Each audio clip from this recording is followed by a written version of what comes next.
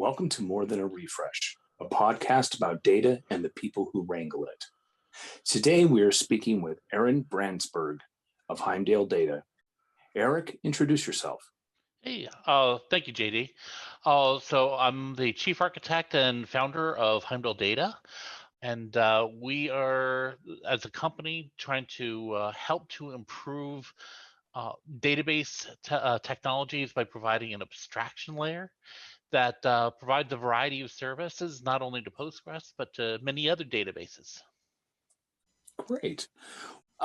Give us a little bit about your background. What were you doing before you started Heimdall Data?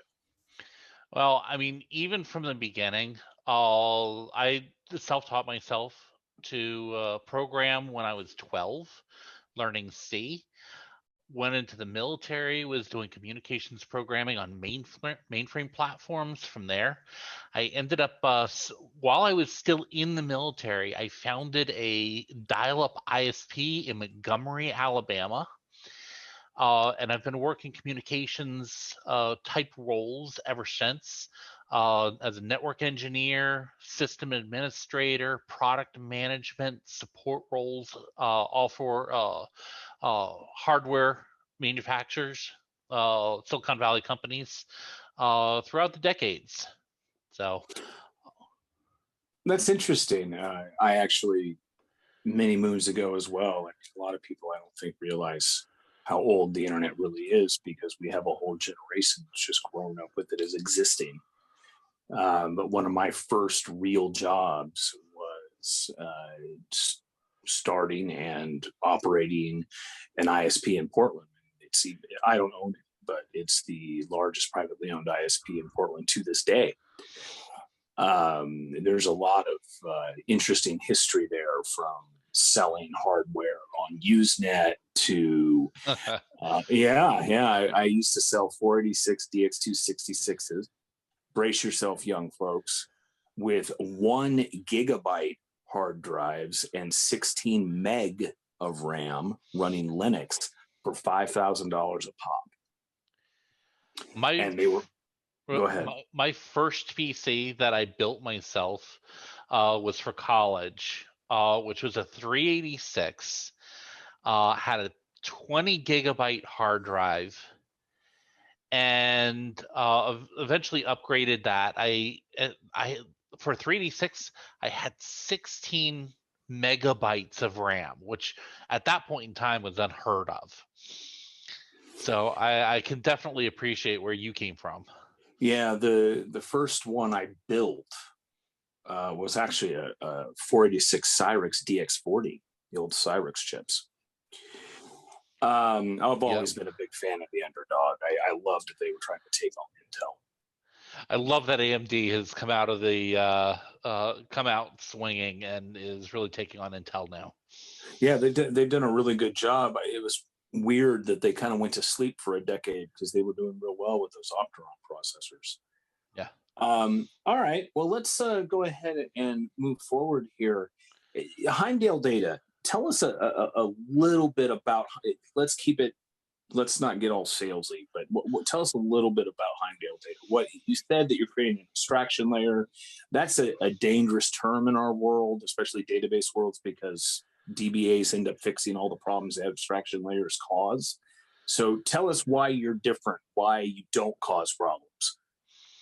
Well, there is one famous quote that all problems in computer science can be solved by another layer of indirection or abstraction. Now, you're talking about, well, databases are solving problems there that other layers have caused. But let's take it a step back and look at how many networks are designed for serving large volumes of traffic. So as part of my career, I've worked at many companies that provide application level networking hardware. This has been NetScaler, which got acquired by Citrix, Alteon, which was bought by Nortel, just as examples. And they provide hardware that sits in front of the web application layer and provide HTTP caching and load balancing and query routing so that the same queries can go to the same server to optimize the performance. Well, what we wanted to do with Heimdall was take that type of experience and take that type of capability and put it between the application and the database. So it can then, through that abstraction layer, allows you to solve a lot of the problems that databases are facing, just like web application servers faced. Make sense? Yeah, absolutely. We have a relationship, so we know a little bit about each other.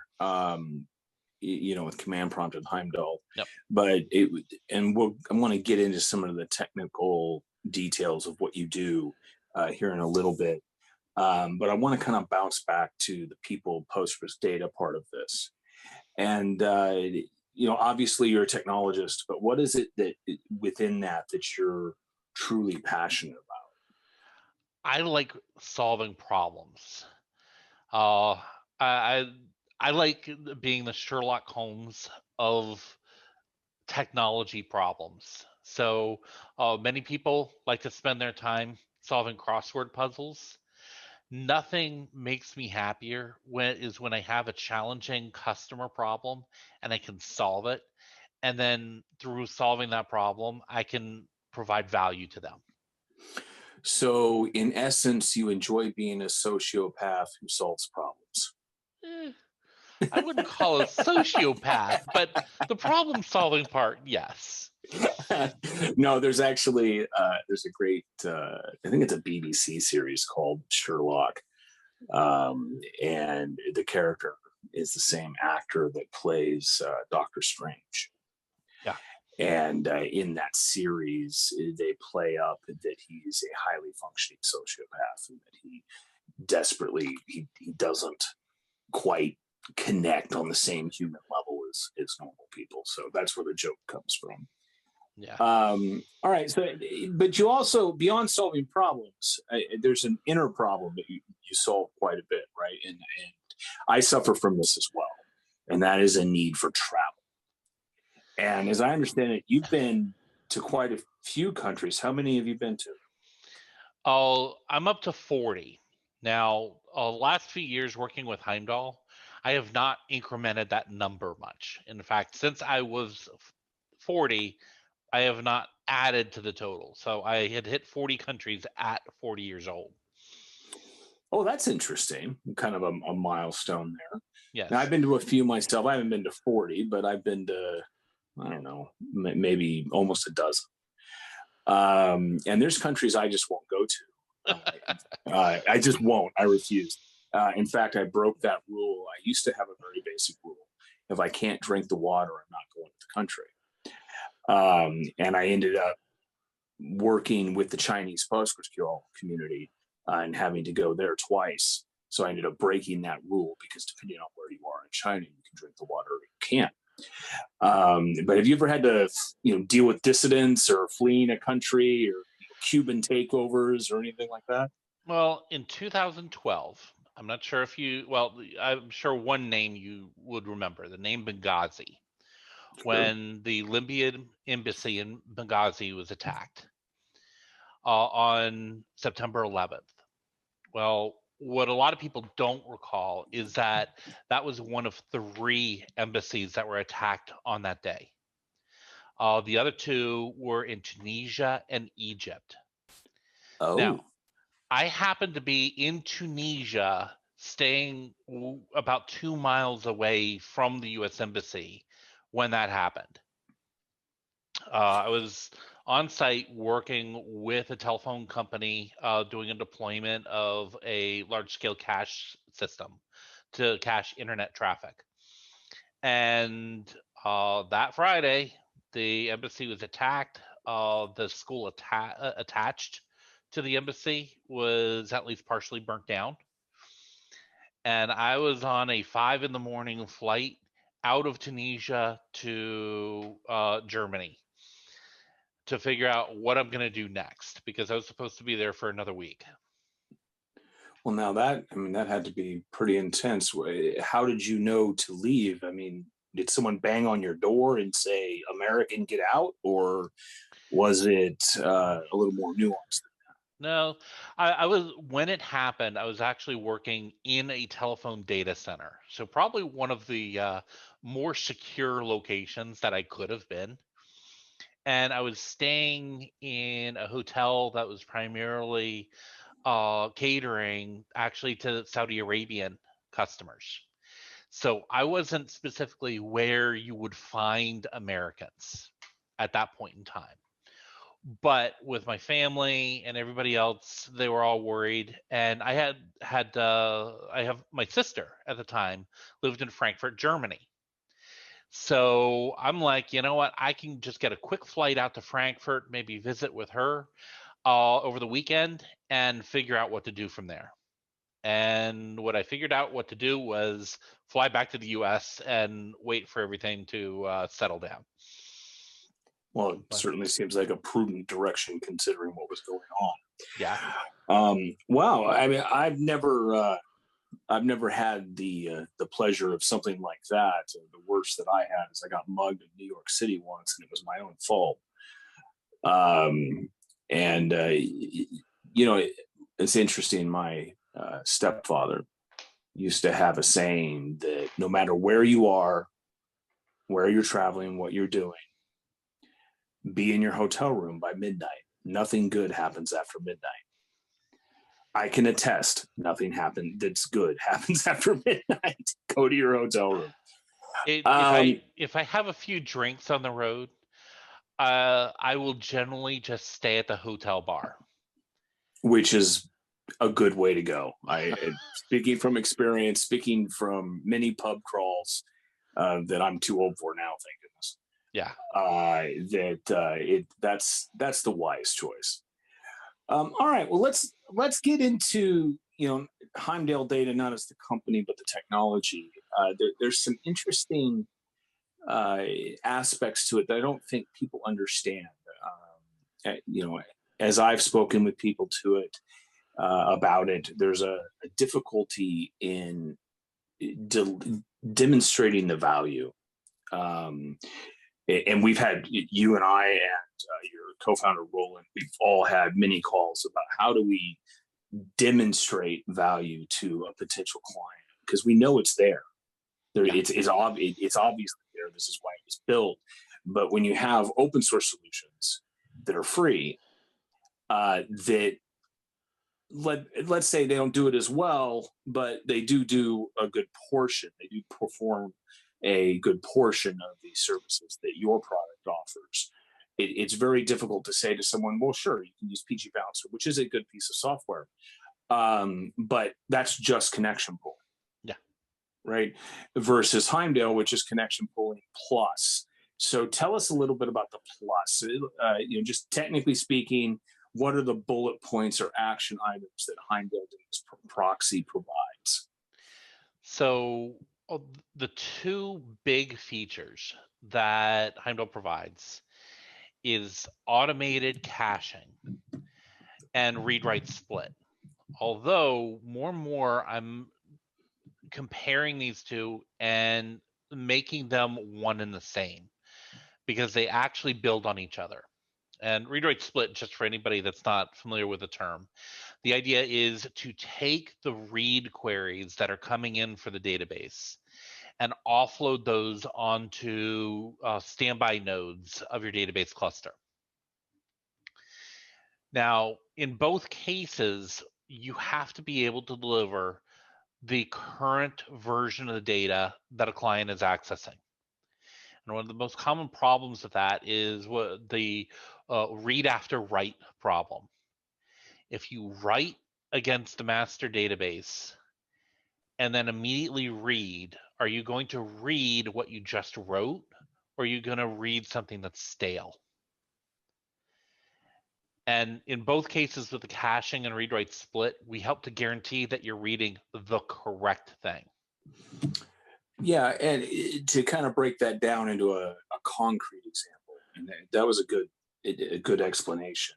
But the concrete example would be, let's say that you are purchasing something or dealing with inventory, and you lock inventory. You lock inventory to adjust quantity available to your customers. Correct. Well, if you lock that inventory and you remove widget A away from or not away from, but out of the database, when you go to read it again, you need to say, how much do I have left? If you have stale data, it's going to give you the wrong count. Correct. And that's the problem you're specifically discussing. Exactly. So there are a couple ways to solve this problem. And like PG Pool 2, which is another proxy, if you read through the documentation, it generally recommends to use synchronous writes or synchronous commits to the database. So when you write and commit the change, it commits not only on the primary database, but on the secondary as well. Well, in fact, it will not commit to the primary until the secondary has. Right. Okay. Depending on your configuration. Correct. Go ahead. Now, the problem with that is that obviously if you're taking the time to commit on more than one database and in a serial manner, one commits and the other commits, then you're slowing down every write or every commit. And that can end up bogging things down significantly. With Heimdall, we aim to actually provide you with the safety to use asynchronous commits. But what happens is we know that it takes time for a change against a particular table to propagate. And we intelligently decide where to read based on that fact. So that's actually a really good point. One of the things that we say with command prompt to our clients is that if you think the answer to your problem is synchronous commit, you don't understand the problem. Synchronous commit is a huge performance hit. It is beyond anything that people actually realize. And certainly there are ways to alleviate that through proper provisioning. But it's also a lot of people not understanding that they just don't need it. And if they want to scale, they shouldn't use it. Having a piece of software that would intelligently understand, basically, I assume you pause, there's some type of timer. How is it that you intelligently wait for the commit? And to be clear to our listeners, in speaking about PostgreSQL, if you're provisioned correctly with asynchronous commits, you're talking about milliseconds to actually get the data from your primary to your standby nodes. We're not talking about seconds. So what is it that you're doing to ensure that? Okay. So we see the traffic that's going to hit the database, including the DML and DDL. What we do is we message between multiple proxies that we are about to start an operation on the database involving a table that effectively invalidates both caching and read-write split for that table in question. You can then we then pass the queries involved to the database, and that could be part of a transaction. And a transaction could take 10 minutes to complete. You could start doing a whole bunch of different things, and it takes 10 minutes before you actually do a commit. We hold that table effectively in an invalidated state during the length of the transaction lifetime, be it one query or 1,000 queries or DML statements. No, let's be clear here. You're not locking the table. This is abstracted invalidation. Right. This is just invalidating caching and read-write split for that table. Internally, it's a sliding window that we maintain. So we start the invalidation and we refresh the invalidation to keep that window open until there's a time where it can actually close again.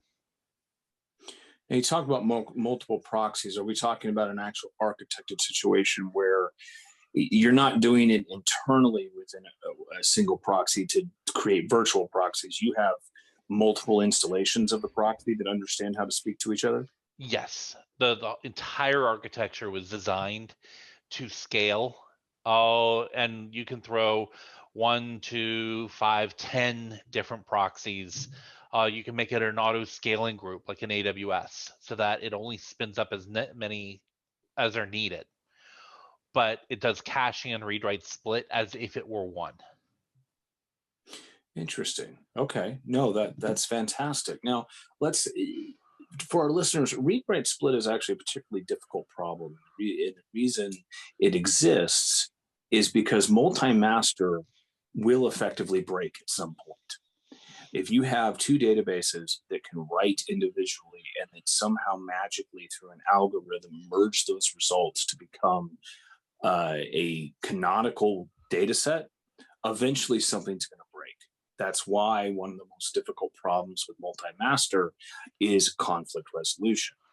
One of the solutions to this is to scale up your primary database and scale out your nodes, because by far the most expensive thing you can do in a database is write data. And luckily, most people, there are exceptions, but most people, 90% of their data that they're gathering are reads. Yep. Okay. So you're only writing to a single node, but you have to be able to determine where to send the query so that you can load balance. Now, this is a great point. Philosophically, Heimdall treats a multi-master write scenario as if it were a single master. Okay. But what it allows us to do is fail over very quickly. If the current primary goes offline, we say fine. We can start writing to the other designated primary without having to worry about orchestration or promotion. So now that's an interesting question. Now, are you caching those writes, or is this something where basically you're doing, say, like a two-phase commit against two different systems? No. How is it that you're handling this because the fact that you brought up multi-master beyond my explanation is curious to me, because I wasn't aware that Heimdall had this capability. So this is assuming that you have a database that has multi-master capabilities already. Okay, so right. So we're not adding this capability to a system that doesn't already have it. So examples of that are BDR in the MySQL world, Galera clusters. But by focusing, we don't care about those. I know, but you know what? Some of the people that may be listening, they may have more than one database to worry about. But the philosophy for us is we just treat one as a designated writer at a time, which helps to ensure that the locking and things that make multi-master work don't have to stress out unless there's a failover. Well, and that actually brings up a good point. You're also, by doing that, you are greatly reducing the opportunity for conflict resolution. Exactly. And more importantly, for our listeners, no, multi-master is not about performance. So you are not actually losing performance here. Multi-master is about divergent data sets. It's not about performance. Yeah. Okay. So we have the ability to basically control without failover in a multi-master situation. We have query read-write split. Let's talk a little bit about the query caching. I don't think that a lot of people understand how valuable this is. There is the idea, I think that a lot of people think that I click the button and the results I get back are mine. When in reality, that button you click, the results may have been generated by another user. It's just that you asked for the same thing. Yeah. So Heimdall actually accounts for that as part of the security model for the cache. If a different user that actually authenticated against the database generated a result set, even for the same query, we keep the result sets isolated by default. You can turn that off, however. So it becomes a shared cache pool as opposed to a per user cache pool.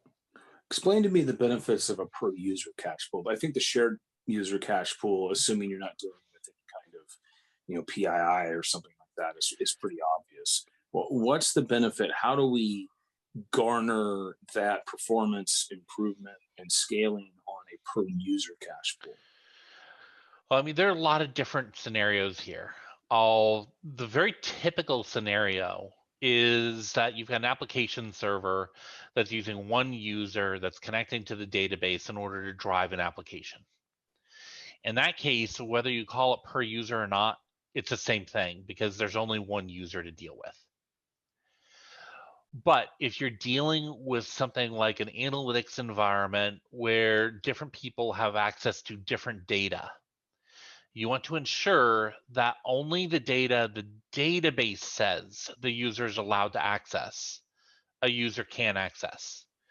So if you've got Jill in HR that makes a query against something, and then someone else in operations tries to make the same query after it's been cached by her, you don't want to return the result if the person in operations doesn't have access to that HR data. So this is a big security issue. Well, especially with web applications, like you said, where you have a scenario where, generally speaking, you have a write user and a read user, and that's it. You're not logging in as individual users into a web application in terms of the database, as far as the database itself is concerned.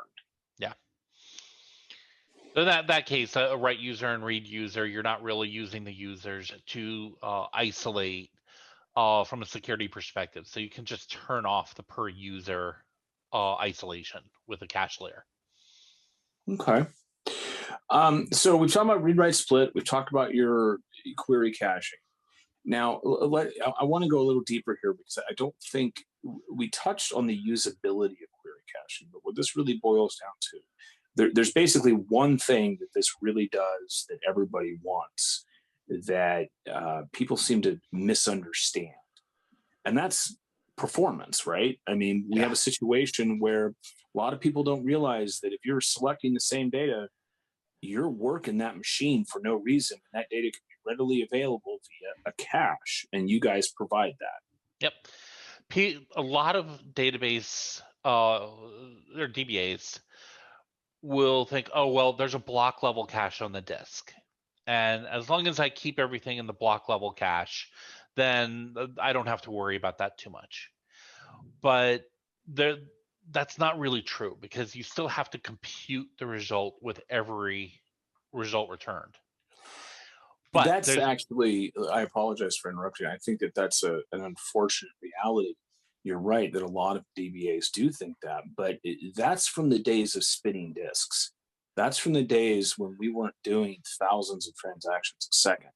yeah, And just because it's on the file cache, the block cache, doesn't mean it has to, it's not in, it doesn't have to go through the kernel cache. It doesn't have to go through the shared buffer cache. It doesn't have to enter the TCP layer. It doesn't have to transport over the physical layer. It doesn't, I mean, to get everything into your proxy and then deliver it to the client, right? exactly. There's a dozen points, not including the public internet, for it to go from the block cache all the way to delivering it to the public internet to reach the browser. Yep. And one point and that you pointed was basically over the internet or even just within the same data center. All easily you can have the round trip time to go from one node to another on say 10 gig network. You may be talking about like 300 microseconds, maybe 200 microseconds, which isn't much. When you move to the cloud, it can easily be a 1 millisecond round trip time. Well, and then to further that thought process, sure, it's 1 millisecond for me. Now there's 50,000 other people trying to get the information off the same tunnel. Yeah. But the interesting part here is that a DBA in Postgres will often look at the PG stat statements and say, these queries are being returned in like 1 microsecond or 10 microseconds. It's nothing, they think.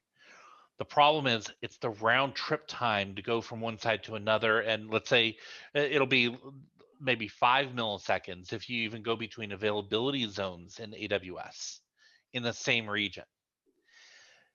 The actual compute time becomes negligible compared with the round trip time.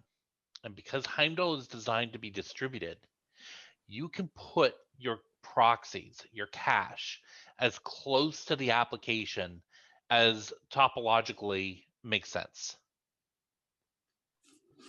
Well, so that's kind of like a Cloudflare, Cloudflare model for, dynamic data sets, right? Exactly. But it's taking the round trip time to get the result, say, from 5 milliseconds across an AZ boundary down to, if you could even put the cache on the same box as your application, in which case it's down to like 100 microseconds or less. And that alone can dramatically improve performance, even for extremely small, extremely fast queries. So we've been speaking in things like microseconds, block cache, file cache. My experience nowadays is that we deal with a lot of boot camp developers who honestly have no idea what any of those things are. Can we break this down into a real, just don't talk about microseconds. Let's talk about, you've got how many concurrent sessions, and just rough numbers, of course. How many concurrent sessions without this software? And what's a generalized number that we could look at on return of scale? And then you plug this software in, and then that scale goes to what? And to give you an example, let's say I've got since we brought up AWS a couple of times, I'm not even sure if this is still a current instance type, but an MX4 large. And on an MX4 large without this software, I can do, let's say, 500 transactions per second. Yeah. But I plug the software in, and I haven't changed anything but pointed my application servers to this proxy. And all of a sudden, I'm not doing 500, I'm doing, again, estimate how much. In many environments, we're getting 90% cache hit rate. And just from the cache hit rate, you can multiply that traffic load capacity on your database by a factor of 10. So from 500 to 5,000. Correct.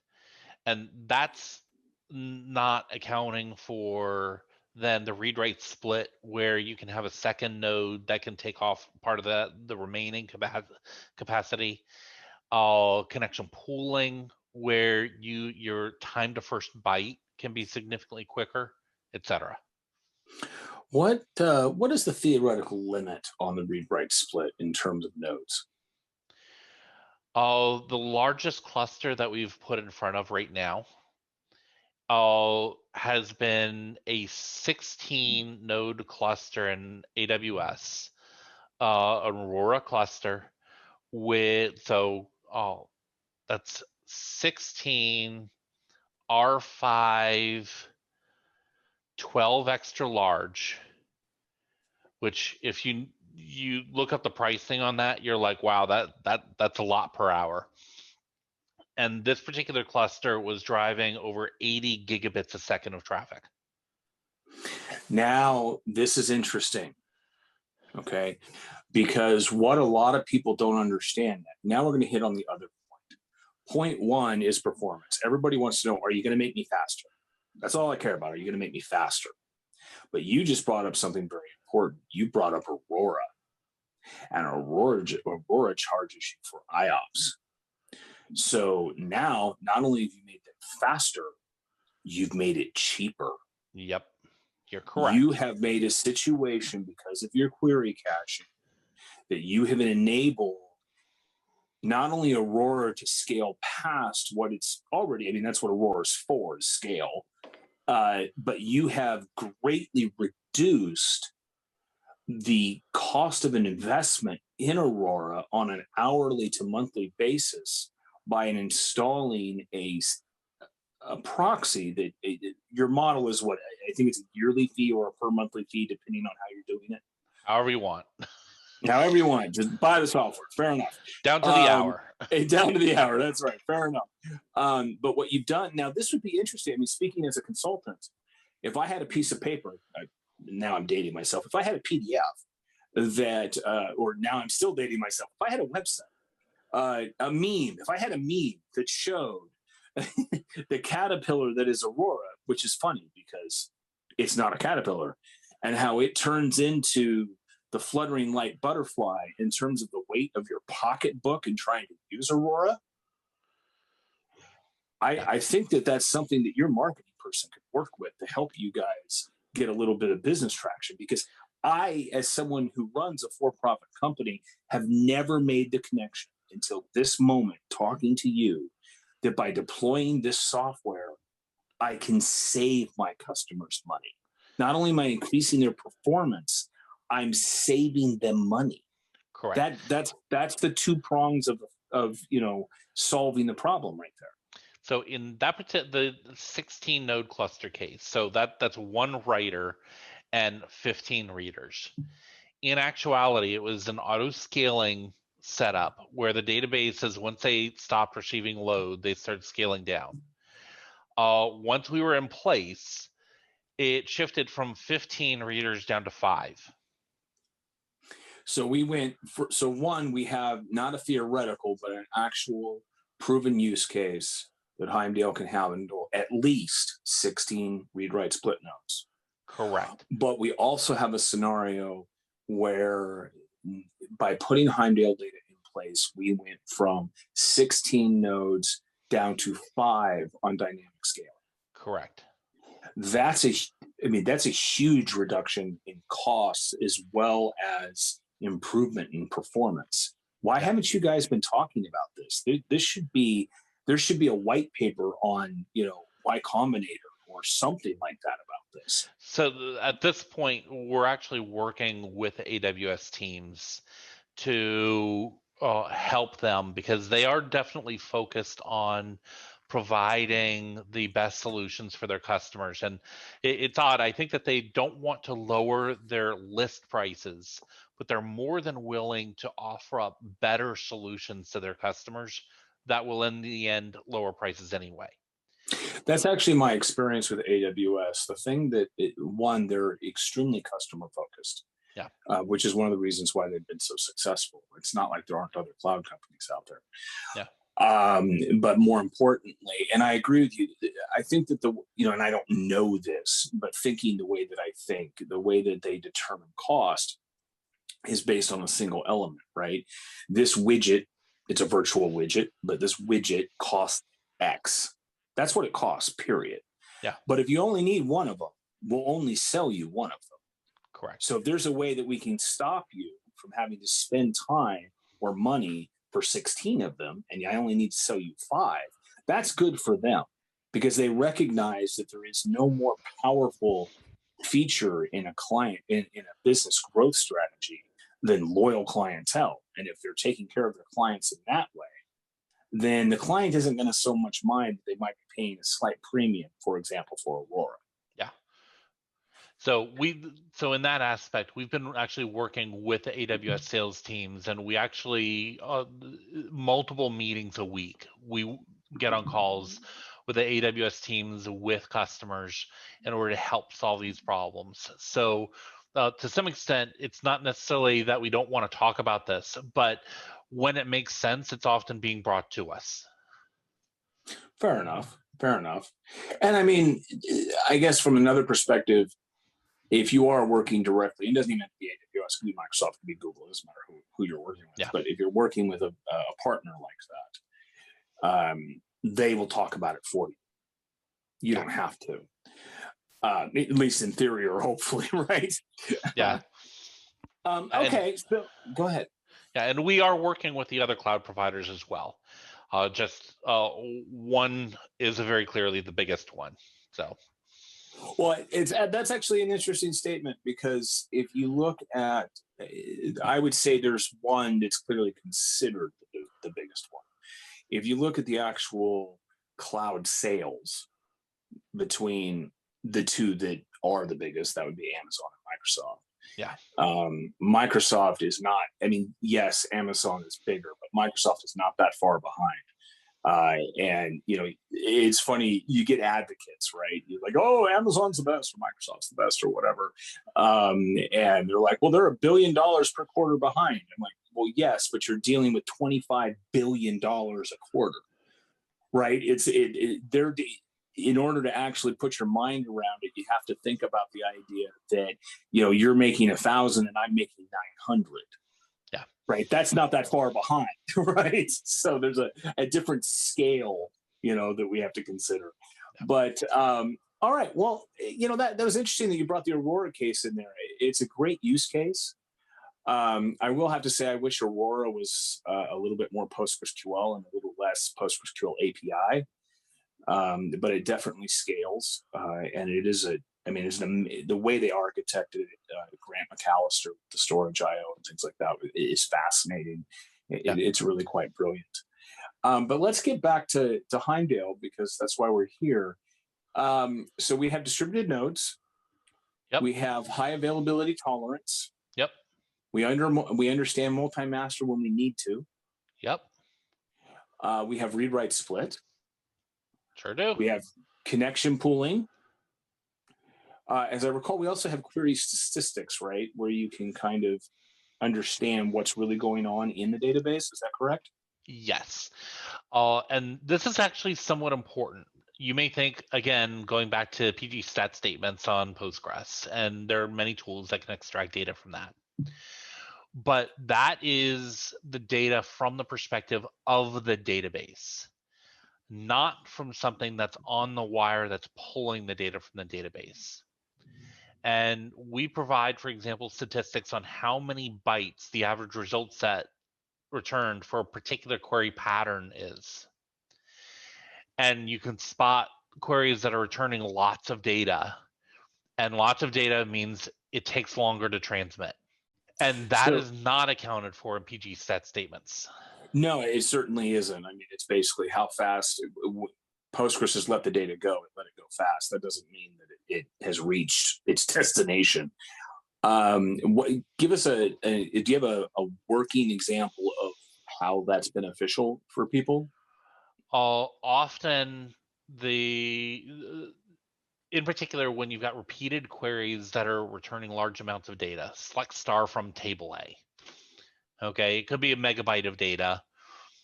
Postgres could say, oh, it took 10 microseconds to generate.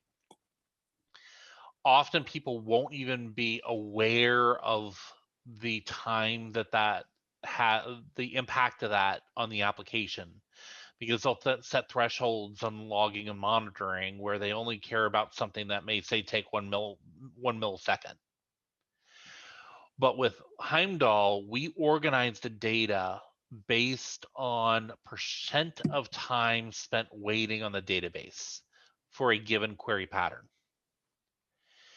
And so it gets by default sorted, and whether it's because of execution time or time spent transmitting is irrelevant to us. It took 38% of the time waiting on the database for this particular query pattern. And as a result, it makes it a lot easier to spot critical problems compared with PG stat statements as it impacts the actual application. Yeah, you'd be able to look and see, okay, is my problem the database, right? Versus, and it's to give, I mean, a really simple way to look at this is that if you're at the database level, you do the exact same thing, right? You say, where is my bottleneck? Is it IO? Am I swapping out? Do I have lock contention? But once you deliver the data, once you release the data, you don't care anymore. And what you're doing is you're higher up. You're basically right before you deliver to the destination. You're able to say, your query is slow, not because of the database. Database was it did its thing for 5% of the time. It's done. It's because, to get from release of the database from database server A to the application server was 70% of the time. Why is that? And that could be, say, a network saturation in the link. It could be, CPU utilization because you don't have enough cores, whatever the case may be. Correct? Yep.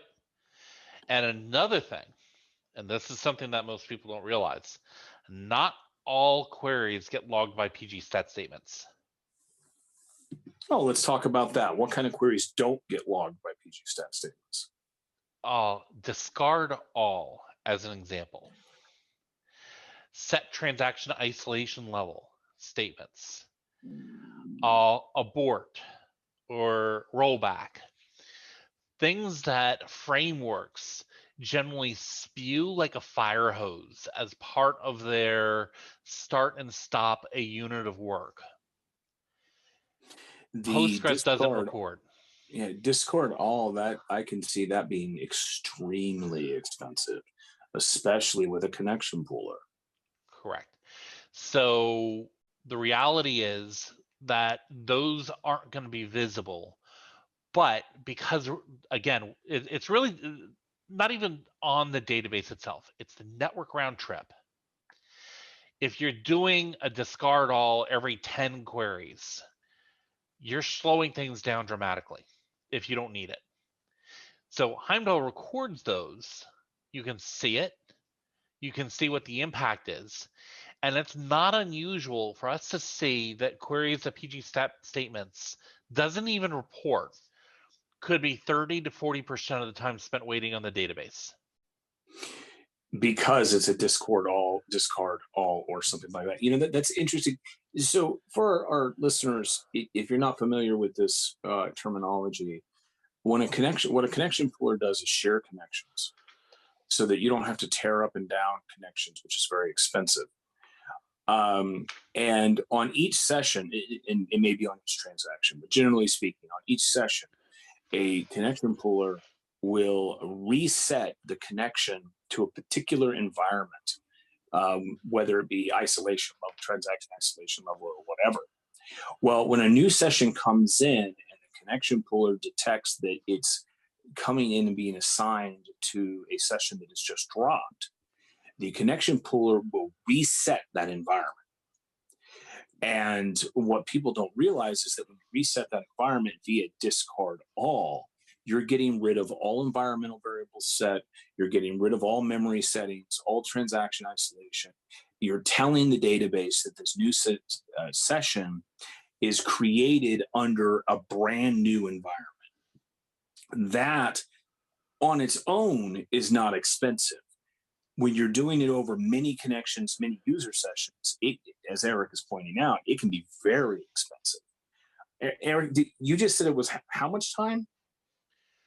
It is quite often that we see 30 to 40% of time spent waiting on database is due to these overhead queries that the database doesn't even report in PG stat statements.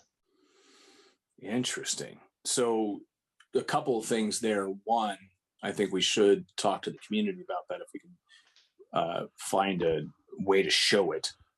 And two, we have to prove that it's a problem because, as you know, with the PostgreSQL.org community, if we can't demonstrate the actual problem, even though theoretically it would be a problem, it's going to be very hard to get traction on it. But we can get into that at another time. We're actually doing, we're coming up on closing out here, but I have a couple of further questions for you. Now, we all love Postgres. Postgres is awesome, but it's not perfect, right? We would like to pretend that it is, just like Linux people would like to pretend or at least feel like it's perfect for them.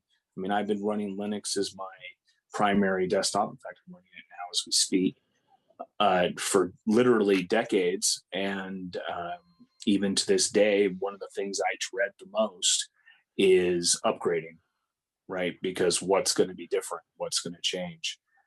That being said, give me, if there was one thing about PostgreSQL that you would change, what would it be and what would you change it to? The software, not the community or anything like that. Can I give you two? Sure. Okay. One, the pooling model for threads. We have to work with many different databases. So we get to sit and see what the pros and cons of different databases are. And the monolithic process model of Postgres is definitely a negative. Okay, now it means that products like Heimdall add value by doing connection pooling. But if you could have an actual proper threaded engine compared with spinning up a full weight process, that would be better for Postgres. And as part of that, only allocating working memory when you need it. If a connection is idle, it should use almost no memory. Interesting. So now the first one I actually have some historical background in. I was a part of the original arguments years, at this point, decades ago, about moving Postgres from the process model to the thread model. And the problem comes about largely because at the time, the threaded model would really only help Windows users, okay, or Solaris users, because Linux, there's no real weight difference between a process and a thread. And since the majority of people have Linux, they didn't see the problem. And the fact that it would only help Windows users certainly didn't encourage that development.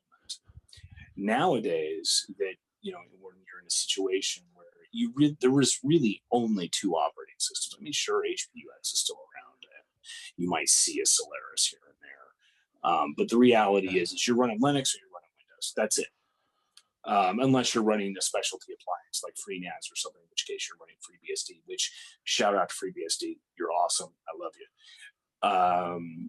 But the reality is 999 times out of 1,000, you walk into a data center, it's Windows or Linux.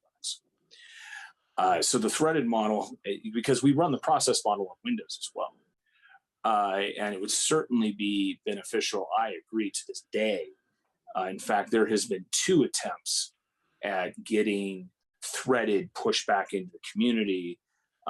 If I recall correctly, it's kind of remembering from the days gone by.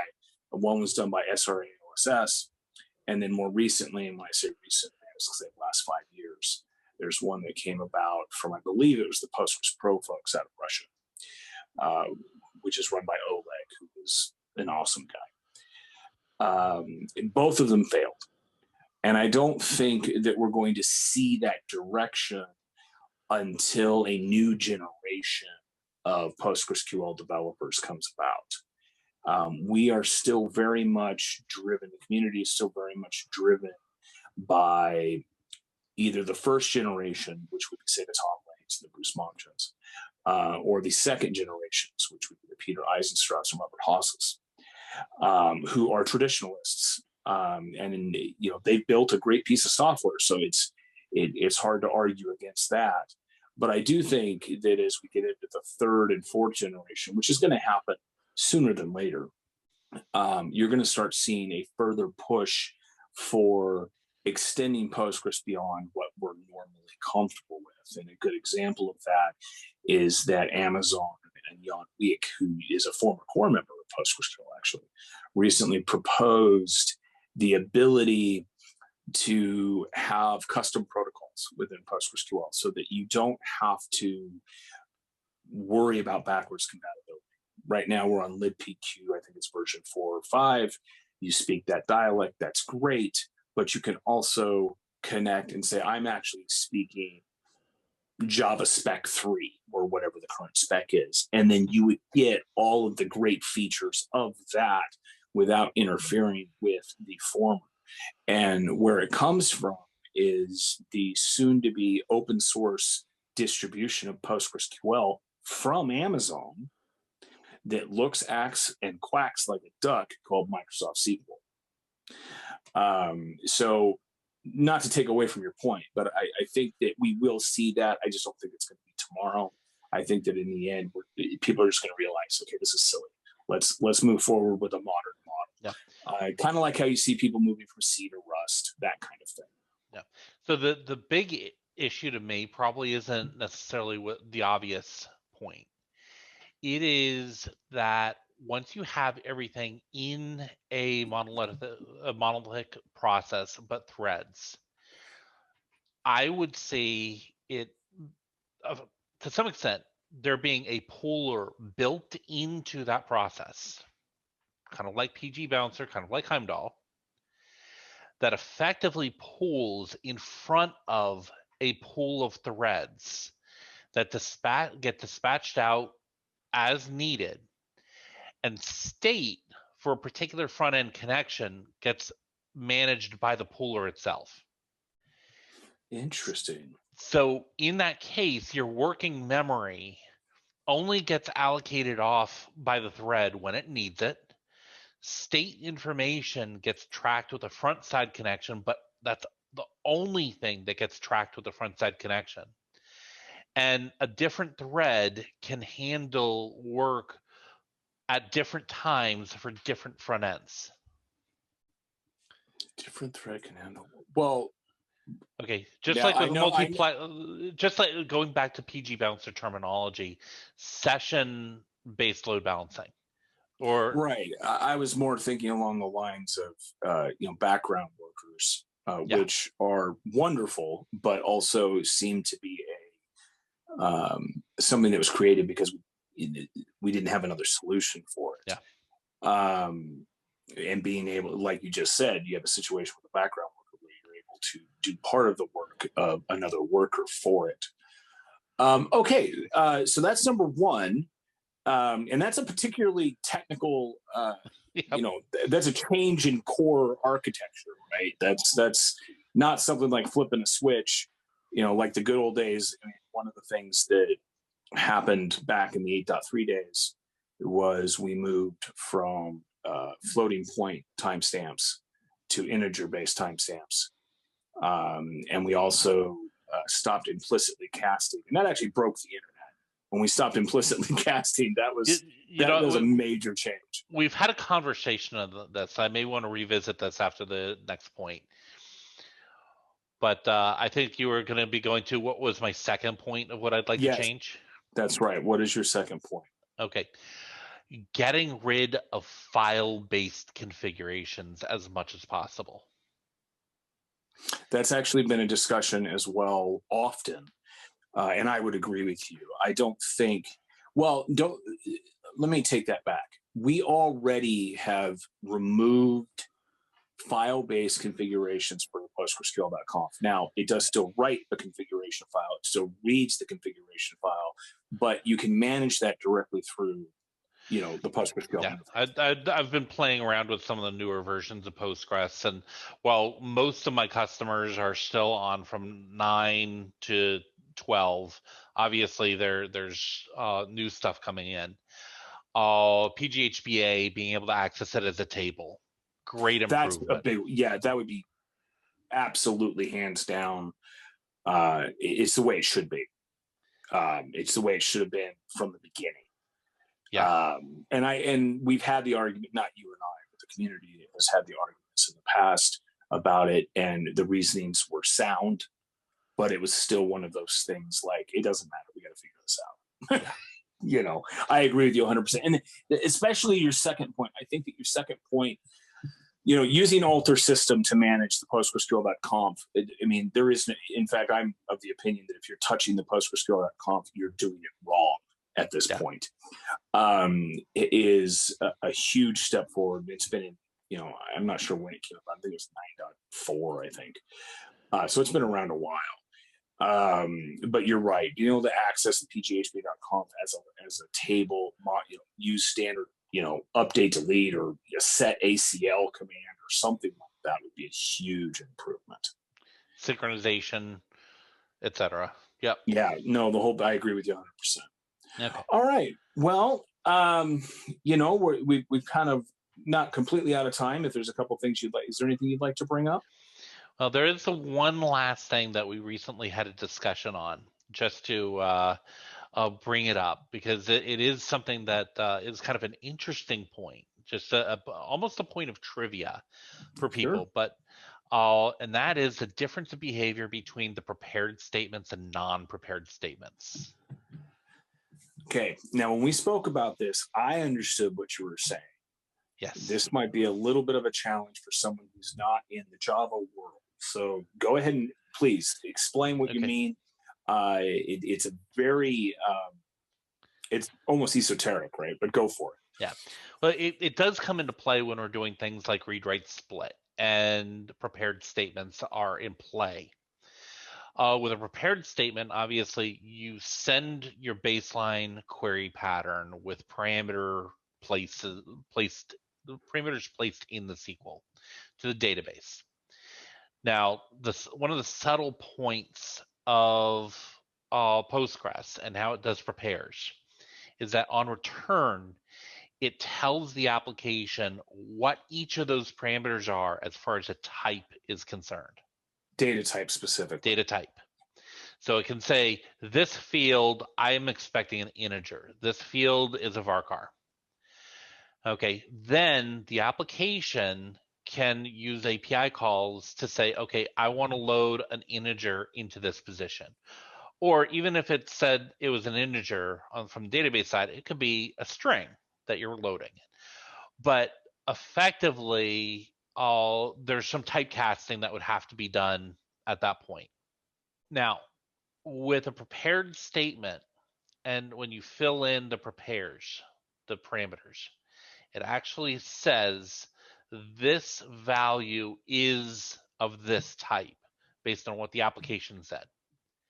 So it can send in over a field saying this is a date, even though it's formatted as text.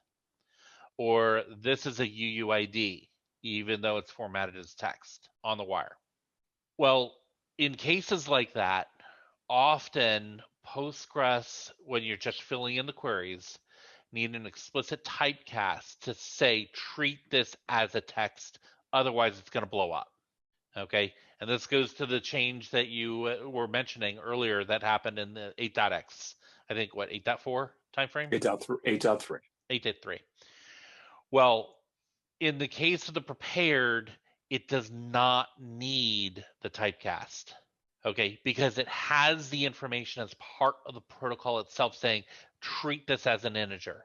But if you don't do it as a prepare, it does need the typecast. And when Heimdall does a read-write split, it converts it from being a prepared to a non-prepared expansion. Because you already know it's safe.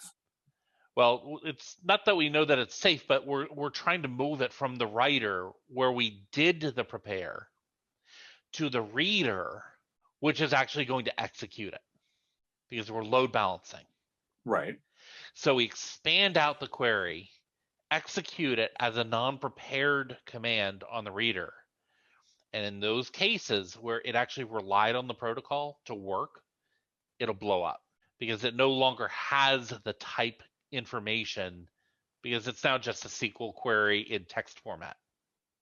So what is the solution to that problem? It's tricky. Okay, we do have the ability to transform queries so that if we see a particular query that needs that typecast in it, we can actually edit that on the fly to include the typecast. Well, sure, but that's an abstracted solution, right? In the core in PostgreSQL, what is the solution to that? Oh, I'm not sure if there necessarily is a solution. It's clean when you're just doing prepares because you have all the information you need to do the implicit typecast without it actually being implicit because it was conveyed by the application. This is the type I want. I'm expecting it to be. So it's instead of doing a typecast operator in the SQL, it's just part of the protocol. But it is a tricky problem when you're trying to do things like read write split that this behavior changes. Okay, and it's a type of thing that people don't think about. And you can demonstrate the same functionality even without Heimdall. Within the Postgres JDBC driver, there's an option to effectively treat all prepared statements as if they were non-prepared. And in that case, all those queries that would break through the read-write split on Heimdall are going to break when Heimdall's not even there because it's no longer conveying that typecast information. Interesting. So, okay. Yeah. Well, no software is perfect, and certainly no community is perfect because we're all built out of humans, and humans are flawed. This is More Than a Refresh, a podcast about people and data and how it is all wrangled together. But thank you, Erik, for your time. I hope that this was insightful for all. Is there any final thoughts that you'd like to offer?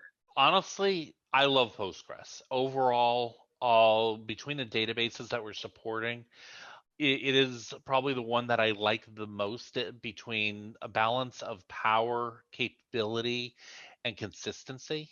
And I love the Postgres community as well. So, Well, now I have to ask one final question. yep. What is the one that you like the least? There are two that we occasionally have to deal with that I'm just like, and that's Oracle and DB2.